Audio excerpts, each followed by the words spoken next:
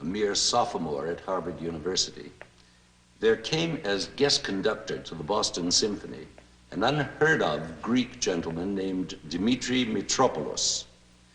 He proved to be an astonishing genius of a man, and his 2 weeks of programs in Boston set the whole city aflame with excitement.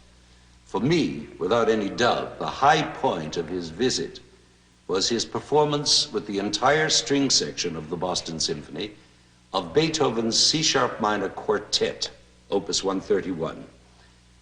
It seemed to many of us just short of madness to attempt this very difficult quartet with 60 players instead of 4. But as it turned out, it was a triumph.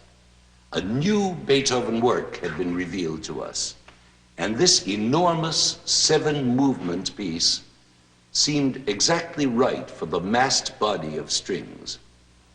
When I became a conductor some years later, one of the first works I yearned to perform was this Opus 131, and I did several times with various orchestras.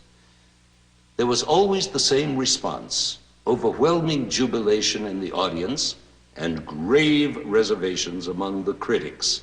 Overblown, they said. Why inflate a quartet into an orchestral piece? If Beethoven had wanted to write, etc., etc. Nothing daunted, I began investigating all the other late Beethoven quartets with the same idea of inflation in mind, but none of them seemed to take kindly to this treatment. Only the C-sharp minor, the Mitropoulos quartet, which seemed to cry out for the whole string section, and still does to me today. It's an extremely difficult quartet to play. String quartets wrestle and strain to achieve it, but the 60 strings of the Vienna Philharmonic seem to do it like magic. I am very proud of them and of this performance.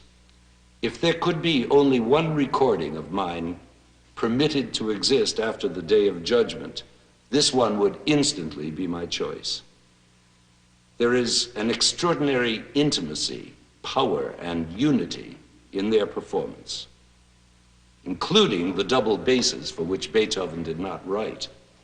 But they are used for cello doubling in the most discreet way, I hope. In fact, the second movement, that swift, mystical flight of a movement, does not employ the basses at all. Otherwise, there has been no tampering at all. We play only Beethoven's notes and dynamics from the original quartet parts. It may seem strange to present this work in a cycle of Beethoven symphonies, but I will be rash enough to say that we are presenting what you may come to think of as Beethoven's 10th symphony. In a way, this 4-part music goes way beyond the massive 9th symphony, chorus and all. One might say that it goes beyond anything the human brain has ever created.